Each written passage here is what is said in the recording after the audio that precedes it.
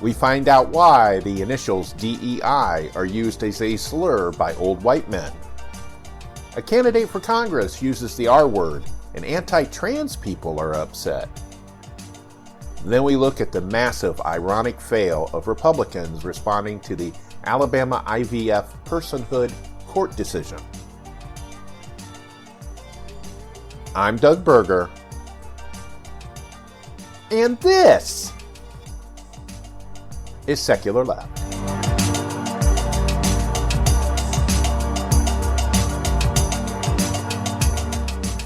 Okay, I wanted to talk a little bit today about an issue that is currently at the forefront of the Christian nationalist, religious conservative, political conservative nexus. Before they went after trans kids, before that, CRT, book bannings, book bannings, etc., etc. And one of the things that they absolutely hate, just absolutely hate, is what's called DEI. Diversity, equity, inclusion. Here in Ohio, there's a current state law under consideration that would prohibit universities in Ohio from having anything to do with DEI. And you're probably asking yourself, but Doug, DEI is a good thing.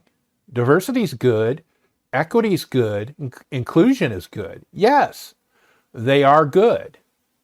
But the conservatives have turned those three letters into a slur like they did with CRT. I can promise you this, that they really don't know what DEI is. They assume that it is against white people. And these are people that are really upset because they can't use the N-word anymore. It's a simple fact, because it's usually the old white people that are upset with DEI.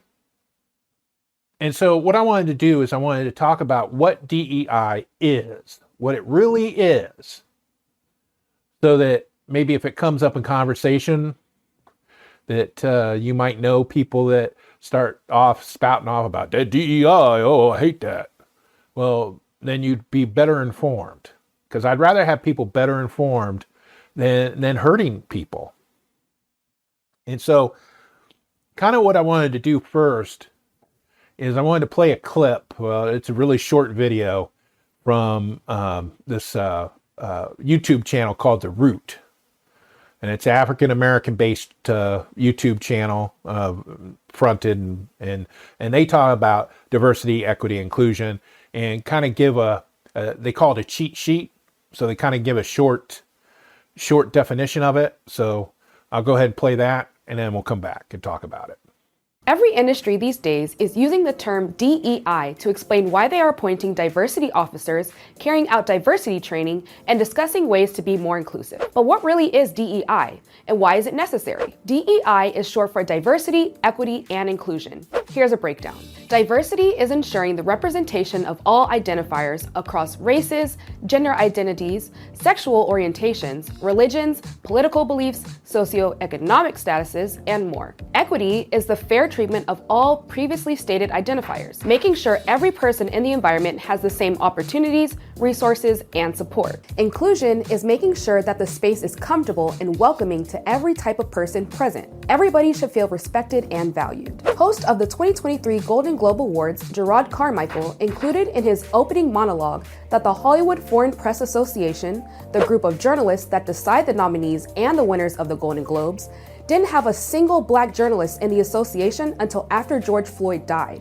The last time there was a black member was in 2002. This means that the Golden Globes nominations and voting were missing out on black voices that could have contributed to helping black films and shows get nominated and win awards. There's a myth that we aren't innovative and that we don't bring innovative solutions.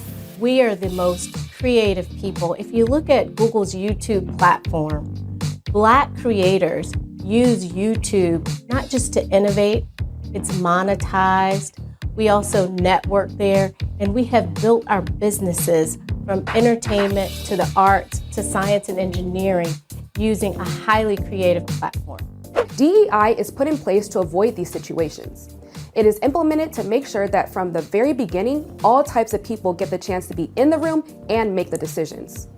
Like Google's Chief Diversity Officer, Melanie Parker. For more topics from our cheat sheet series, visit theroot.com. I'm Amira Castilla. Okay, once again, that was The Root. And I'll have a link to their channel up in the show notes so you can check it out. So they gave a pretty good summary of what DEI is.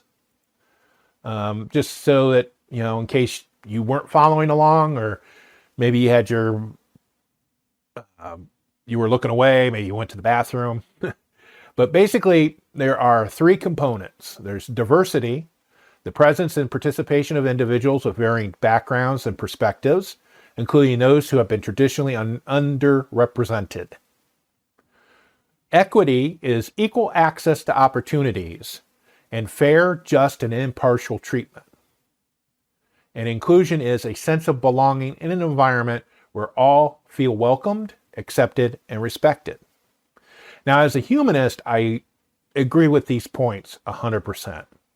And it's really important to me that a lot of companies and public entities are putting this into action, that they're trying to work on being more diverse, more equitable, and more inclusive. Because I think it's very important. Because when you have a people, when you have a community of people with all different experiences, all different life experiences, all different voices, you know that to have the best outcomes, to have a great community, you need to include everybody. You need to include white cisgendered men. You need to include trans women. You need to include African American women. You need to include people from Central America. Wherever you can, you've got to do it. Now, most people who are opposed to DEI believe that it is being racist towards white people. And that is not the case at all. It has nothing to do with it, because white is a race. So it would be included in diversity. What a lot of these people that are opposed DEI, what they're really upset about is that white people are losing their special privileges. Then you have other people that are upset about DEI because they equate it with affirmative action. And people who are bigoted towards affirmative action, they believe affirmative action gives people who are not qualified other people's jobs who are qualified, which is not the case. And that's definitely not how DEI works. Affirmative action says that in a pool of qualified candidates, the company would hire the candidate that best meets the need to be diverse. So if you have a pool of candidates where you have 5 men and 3 women qualified for the job, and you want to increase the number of women in your workplace, then you would choose the best candidate from the group of women, from the group of 3 women. DEI is where you make sure you have policies and other processes in place that include all the different people in your company. And there have been dozens of studies that have shown that companies that have strong DEI objectives and use them do better and are more profitable. And if you have colleges or universities that have a strong DEI objectives, they tend to be better places. They are able to attract more and more students. And so why then are right-wingers so opposed to DEI? Well, like I said, most of the people that are opposed to DEI are white men, old white men. And they are afraid of losing their special place that they assume that they have because they're old white men. That used to be the default. For example, if you are a business owner and you tend to hire people who are like yourself, you are not contributing to your company's DEI objectives. So basically, for equity in the workplace, what you want to do is you want to have equal opportunities, fair compensation, and balanced training and educational opportunities. I was just watching a documentary the other night on PBS about flight attendants and the history of flight attendants and how they struggled to, one, get rid of the sexism inherent in being a flight attendant, and being able to then have better equity and better diversity and inclusion in the airline industry. Because when the flight attendant was originally conceived, they were a nurse. They were used as nurses on flights because, at the time, people thought that they'd have medical challenges for people that were flying.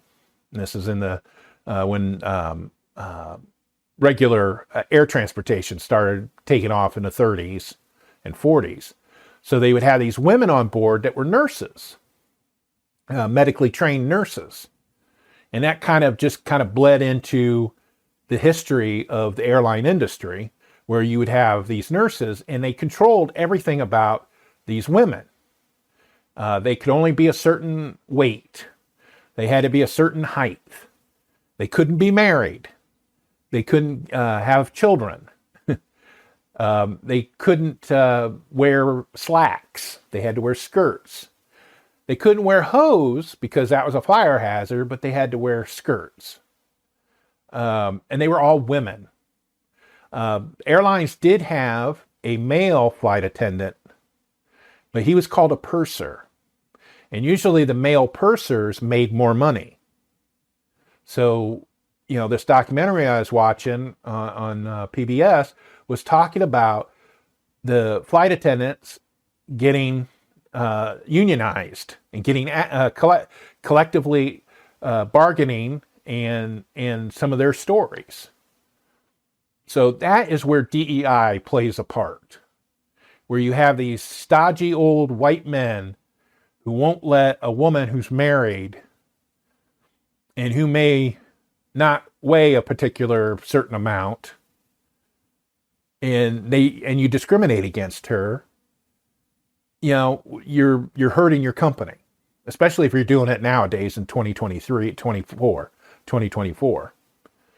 So being, diversity, equity, and inclusion is very important, and it's something that we need to all fight in support of if we want to have a compassionate world to live in. This isn't negative. DEI is not negative. It's only negative because the right-wingers are against it. And I think that needs to change. For more information about any of the topics covered in this episode, check out our show notes at secularleft.us.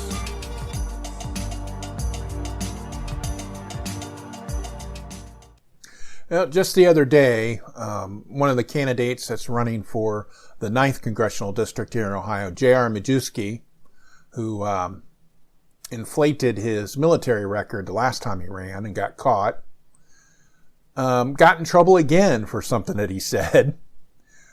According to the news report in a podcast, Mr. Majewski compared arguments on the internet to people participating in the Special Olympics with an ableist slur. And they quoted him saying, "No matter how hard you try, arguing on the internet is like being in the Special Olympics," Mr. Majewski said. "No matter how good you perform, you're still expletive R word at the end of the day." And he used the R word. Well, I had heard about this on, might have been Twitter or something first. And then it kind of got filtered into the newspapers and the media, and he took some pretty nasty slapbacks about it. Because that's the thing is, no matter what you think of, most of the people, you don't disparage people with cognitive disabilities, like Donald Trump. I'm sorry, that as a Freudian slip. I apologize. But yeah, you don't disparage people with cognitive disabilities.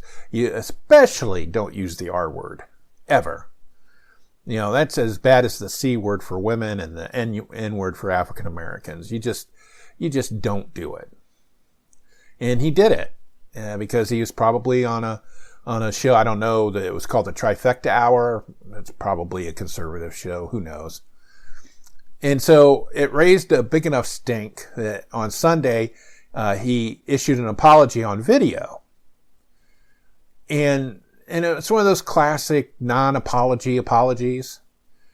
He's like, I'm not a career politician. I make mistakes, and sometimes I say the wrong things. But I also hold myself accountable when I make mistakes. And then he talks about how he disparages people with special needs. That wasn't my intention. However, I did say some things that I regret. And then he also said, I apologize for people that may have been offended by what I said. See, that's a non-apology apology. Because you're putting it on the person who was offended. And if he's holding himself accountable, he shouldn't have said it that way. He just should have said that I made a mistake, I'm sorry. That's all he needed to say. But what was even better was I saw they had on WTOL Channel 11 News, they did a whole segment about it, and they had responses from other people, other politicians. And so they had like Derek Marin. Oh, he said something bad. He shouldn't have said that. But the best one was Gary Click. Now, why they reached out to him for a comment, I have no idea.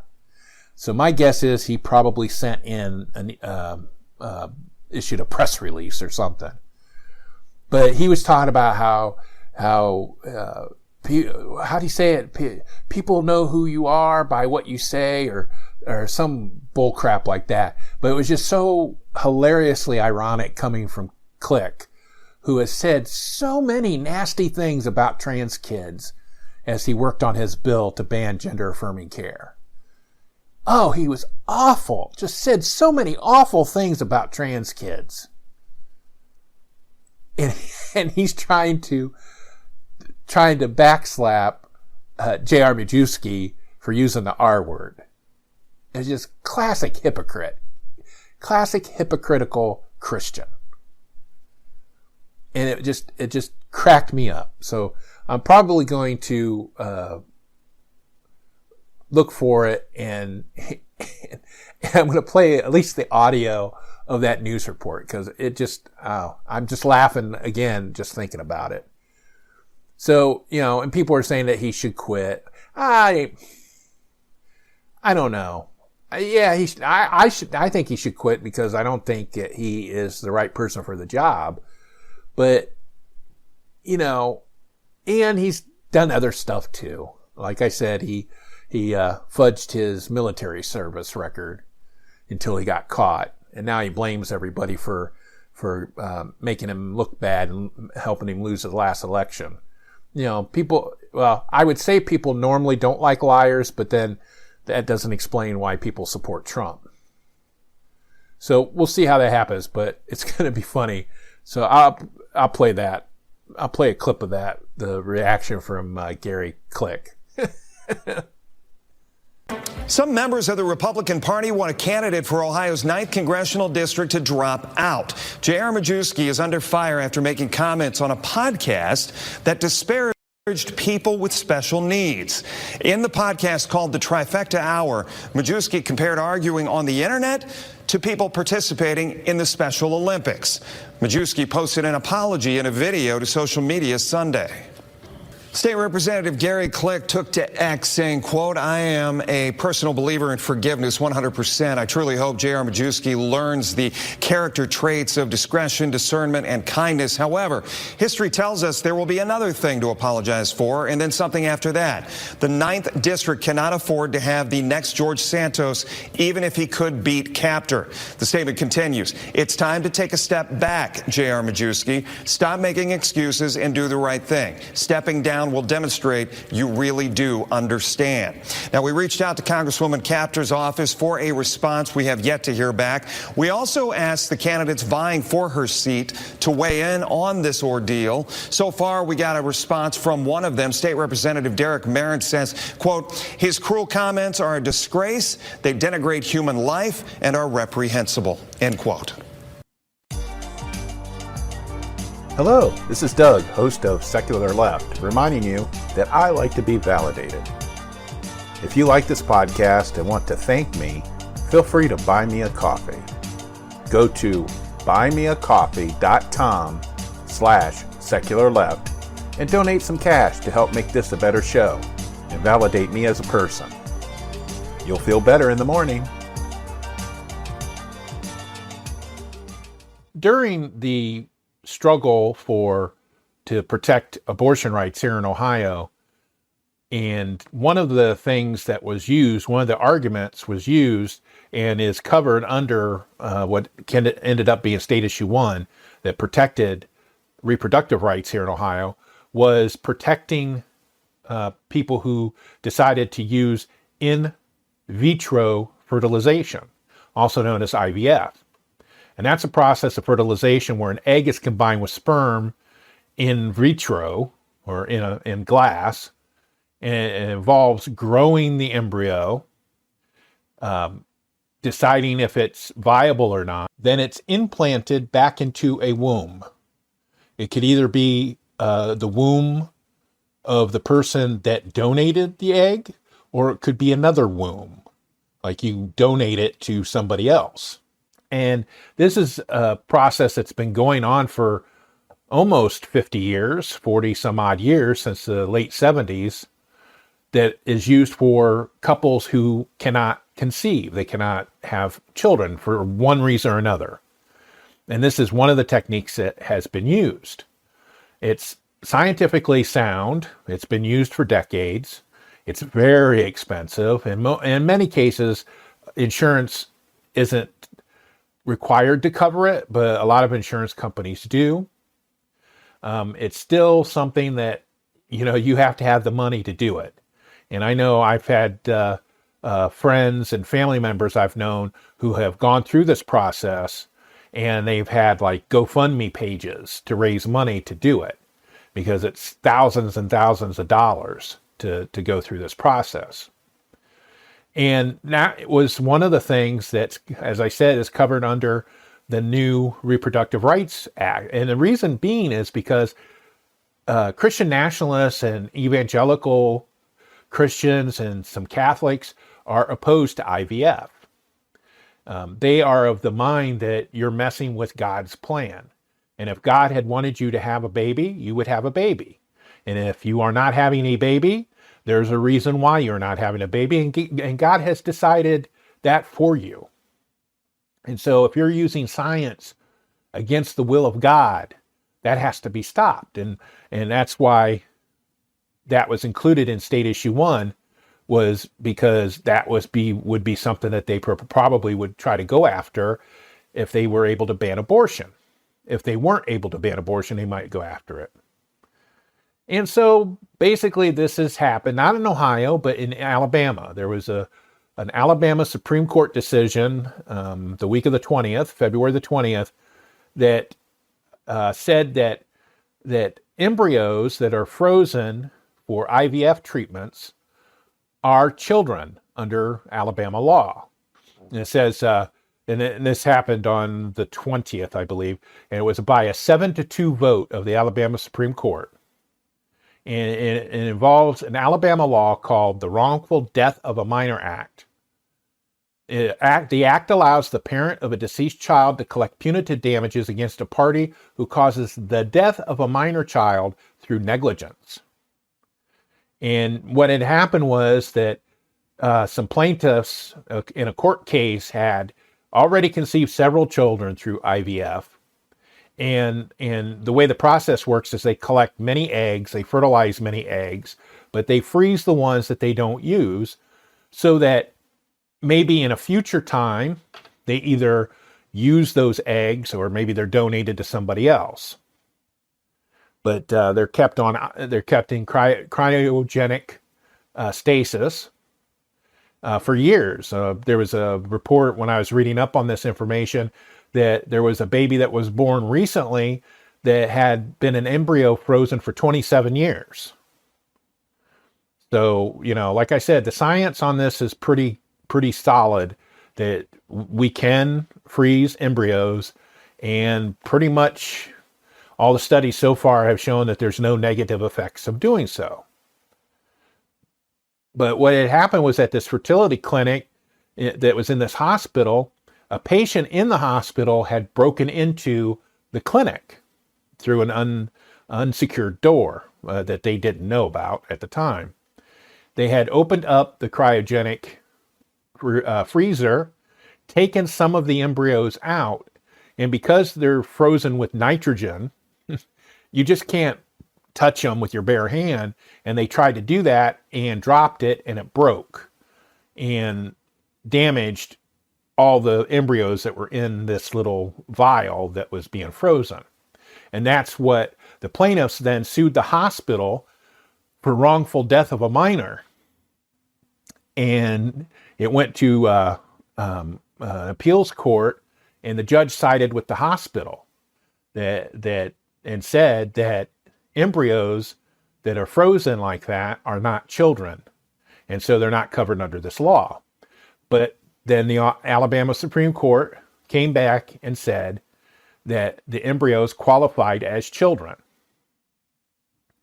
And it says the majority declared that the natural, ordinary, commonly understood meaning of the word child includes embryos, which the opinion dubbed extrauterine children, children outside the uterus. Incredibly, the majority said that this was true, and here's the clincher, when the Wrongful Death of a Minor Act was passed in 1872.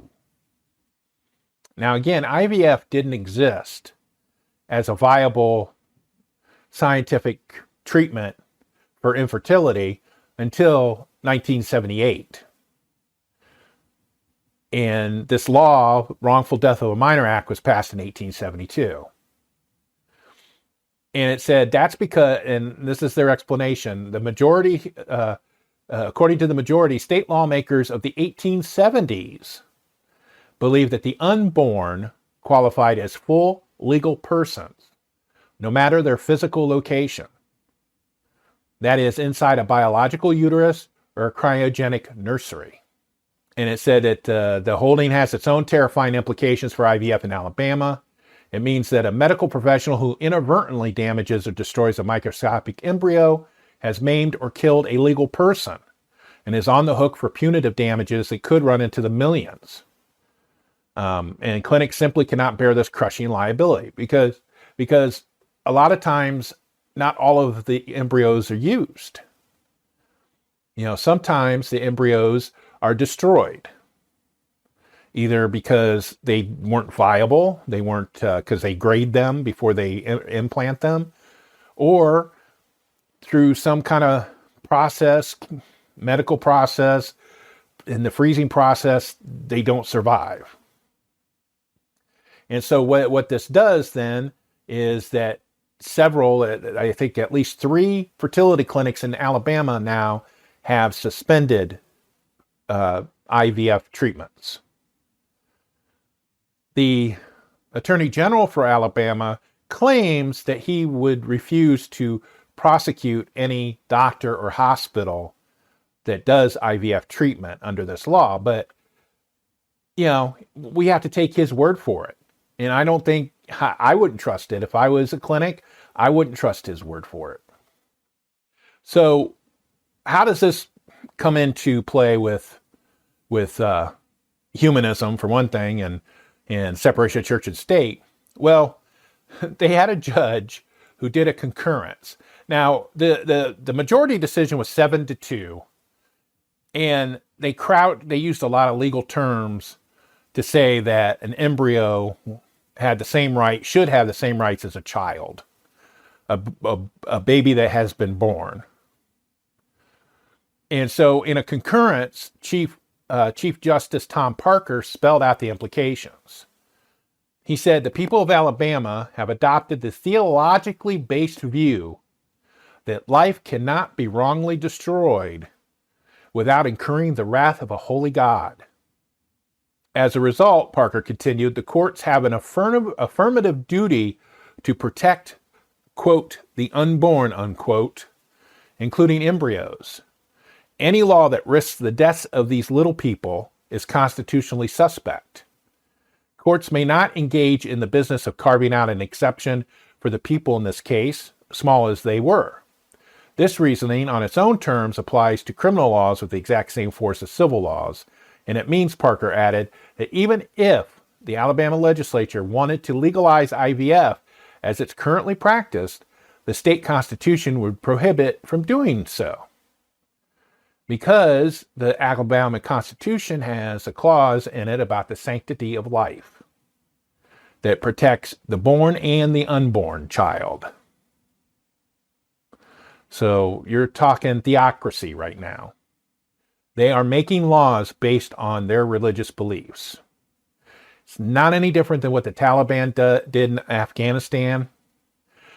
It doesn't have anything different than what the Ayatollah did in Iran. When you make laws based on your religious beliefs, you're creating a theocracy. You know, because it's one thing to ignore scientists when they say you really should wear a mask to prevent disease. It's quite another to say that embryos that can be frozen and survive are people too, with all of that. And it's like, as some of the commentary I've read has asked, well, the person that dropped these embryos, can't they be charged with murder? That's an interesting question that needs to be answered. But they won't answer it because all they want to do is they just want to stop messing with God's plan. And however they do it, that's how they're going to do it. Now, one of the things you need to do also is understand how IVF actually is practiced. Doctors retrieve eggs, they fertilize them with sperm, they create as many embryos as possible and then freeze them. The embryos are rated for quality. Higher quality embryos are thawed and transferred into the uterus. Multiple embryos are often transferred during each cycle in the hopes that at least one will result in a live birth. And some couples, they do this process multiple times. And this is the standard of care for IVF, has been for decades. The mainstream medical establishment universally agrees that this method is in the best interest of the patient. Now, Chief Justice Parker says that method is unconstitutional because it does not sufficiently protect embryos from being killed. Although the majority is subtler, it's a clear implication of its opinion too.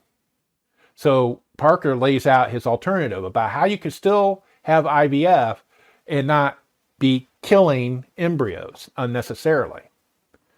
And what he says is that doctors must create just one embryo at a time. And each embryo, no matter how poor in quality, must be transferred. And only one embryo may be transferred at a time. And if the cycle fails, the whole process must start all over again. And it says that each cycle can cost up to $30,000. So Parker's method would force patients, the ones who can afford it, to undergo doomed single embryo transfers one by one. And it's just like, you know, it's people who are not medical doctors, who don't understand how this process works, getting in between you and your doctor. It's as simple as that, and it's theatric, based in religion, which even makes it even worse. You know, there has been some pushback from conservative politicians, which kind of amazed me a little bit.